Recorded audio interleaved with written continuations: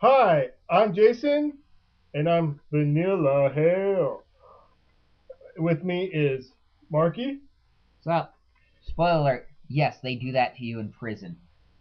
Ooh. Uh, And I have, as usual, Frankie the comic book dog. And, you know, this guy right here, he's got some top picks, but we'll get to that in a couple of weeks because he's got to refine his list. So we will have a Frankie list. ooh, Frankie's gonna have a list. Nice. All right. We're going to be discussing some comic books. As I mentioned, our previous thing we had camera issues, so we've been behind. So we're going to do. I'm going to be doing at least the last 2 weeks picks. Marky, I don't know what you're going to be doing. I'm going to pick some random books. All right, so I'm going to start with last week's pick, which would be Lady Mechanika issue number 1 through Aspen Comics. See, I'm confused. I thought issue 1 had already come out. Was that like a zero? That was a zero that came out. Okay. Issue 1 picks up later on. They still introduce some of the same characters in it, like the main lady, of course, and one of the scientists is still in it. It has an older feel to, like, the world that they live in is still just learning about technology, Right. but yet they're advanced enough to put cybernetics onto people. Well, at least she had it. This little creature had it, and they introduced another girl that had it, but she didn't last long. Spoiler alert. Um, I really enjoy it, and they introduced a new female bad guy that is fucking gorgeous. Like she had like this red corset on, like wow. And I'm not a big Aspen fan. Like they do Phantom and like Blue Waters or some. They do some other one that's really popular. Not really into it, but I really enjoyed this Aspen comic. It's the artwork's pretty, the writing's really well. I'm definitely buying it. I just forgot to. I don't think I get anything through Aspen now that I'm thinking about it, unless they are the ones that do the Monsters Survival No, Guide, though. that's Zanscope. Okay, So then I get nothing through them. yeah, Sorry, Aspen. yeah. This is the only comic that I pick up. I tried to read some of their other stuff. I just can't get into it. It's mostly about pretty women. Like they show covers of girls like Their covers are very impressive looking, yeah, especially the Lady Mechanica. I guess it was the issue zero. That was cool looking. yeah. And issue 1 looks really awesome too. But it has a good story and it's got mystery behind it, which I enjoy comics that have a little bit of a mystery behind it, where you're like, oh, well, why is she like that? What's the story? And it's making me look forward to the So it next takes issue. place in the past, but they seem to have future tech. Yeah. Weird. Well, they're starting. Yeah, like they're more advanced than we are with the future tech, but yet they're still in like probably like the beginning of the industrial age. And like the main city is like this all the peak of the industrial age, where this is the most modern city that they're in, but yet they still have like the Victorian style dressing and stuff like that. It's very well fused together, and in 2 months you could get issue 0 and 1 together in like a collector's edition if you missed those already, or you could probably most likely find 0 and 1. Two's coming out this month, February. I like it, and Aspen comics are lower print though, right? So you might have to actually order it. yeah, you might want to order it. You can find it online if you're a downloader. That's easy to find. A lot of downloaders actually put that up, which is good. Um, Mail order comics, word up to them. I love them. They're cheap comics. Local comic book store. You should be able to find it anywhere, really. Or What kind of grade are you gonna give this guy or girl rather? yeah, this girl. Well, her herself, I'm giving like a The nine. book, the book. Oh, the book, I'm giving a 8.7. It has my interest. Like if it gets stupid, maybe it'll drop. But so far, I'm very much interested in it. I want to see. Like I'm attached to the character. Like I want to know why she is the way she is. like who created her. And since this other female appeared in the last episode, you're like, ah, okay, there's someone else trying to recreate her. So it's a really good comic. What would be one of your picks? I don't even know when it came out. I know it was fairly recently, within a month, maybe a month and a half. I'm gonna pick the What If Wolverine Father. Um, it was sitting around in a comic bag that I had purchased, and it was one of the books where it's not a continuous story, so I just hadn't got to it. And I actually read it today. That book kicks ass. It was good. I actually read it. Was one of the few I Marvel. actually believe it's one of the best one shot of a standard length I have ever read. No, I'm not going to say it's the best because I just don't know if it is. But it doesn't seem like it's a very long book. It seems like it's about 28 pages or thereabouts. Yeah. And they managed to stick a whole lot of story in those 28 pages. And it's very interesting to see him actually be Daken's father. Yeah. And did you notice that the cool thing is, spoiler alert for anybody that hasn't read it, I'm not going to spoil the whole book, but there's a little detail. Did you notice he didn't end up getting the adamantium implants? That's right, he didn't. Because he stayed in Japan. Yep.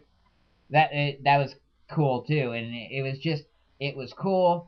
And then you got it. I mean, Sabretooth shows up. Another spoiler alert. I mean, I'm not ruining this story for you. I'm not going to, because I just really thoroughly enjoyed it, and I thought the art was pretty cool. It was very gritty, and it didn't really feel like a Marvel book, because they're usually very pastel-y, like a lot of color.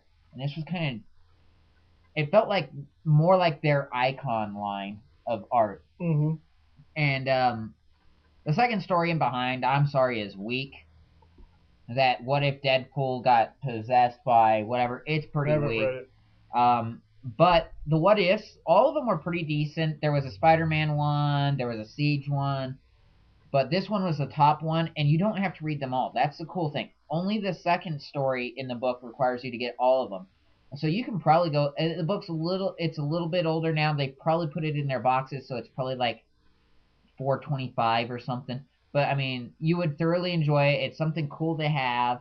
It's one of those things that could become collector later, because it's Marvel. They're not like DC. They learned a long time ago, because they screwed themselves with high printing. They limit their prints. So a specialty book like a What If is probably actually fairly low print, yet it's probably sitting around in the store somewhere. I suggest you guys go pick it up. I'm actually going to give it an 8.5. I'd give it more if it was a series, because I think it would continue to be good. But it's a one shot, and that actually disappoints me. Well, most what ifs were just one shots. I think all of them are, except for the second stories in behind, because you have to get all the what ifs that come out to make that one. Yeah, when I was younger, I used to love the what ifs, and they're all usually pretty good. This one though, I felt as though it was the best of this set. Yeah, it did. And it was. I felt it was. They just put so much story into it. It just thoroughly impressed me. And I love the outcome at the ending of it. It was very. Yes. It was. You felt fulfilled. You read the beginning of a story to the end of a story. You didn't feel like you needed anything else. Yeah, and you don't even have to really know Wolverine, because like I saw they changed him. Yeah. So you didn't have to know anything about it. Yeah, it's a standalone story that would. It's actually a very good beginner book for somebody that's probably 15 to whatever age. It might be a little bit violent for anybody that's if parents are actually taking you into the you might want to be like, oh, it's Wolverine, because they'll recognize him. Don't open the book and show them the pages if you're under 15. And now I'm going to do my pick for this week. That came out Wednesday. What, the second, third, whatever, first, second, third. Sure. Whatever. Pick one, third. Yeah. It would be Days Missing. Oh, Catechus? Whatever the hell the chick's name is. Kestus. Yeah. I thoroughly love Days Missing. Like, right now is probably one of my favorite comic books out right now. I did a review on the previous Days Missing, which is this. You could buy it in hardcover right now. Yay. All they can see is plastic. Oh, okay. Days Missing, the first series. I'll take it out of the bag. That's what you need it to do. Yeah. There you go. Yeah.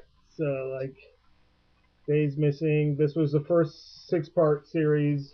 Now, the second 6-part series or something like that's going. It's like 6 parts or whatnot. Really, really, really enjoy it. They have this. It's named.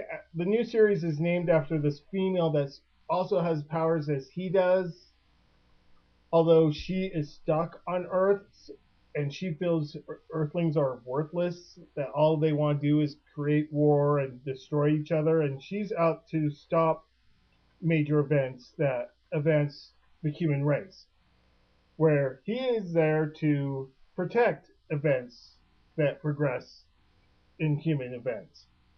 And the latest issue was about the first Apollo mission to the moon and how she tried to sabotage it so it would blow up, and he had to make sure it actually occurred. And like, there's some sexual tension between the two because they're the same.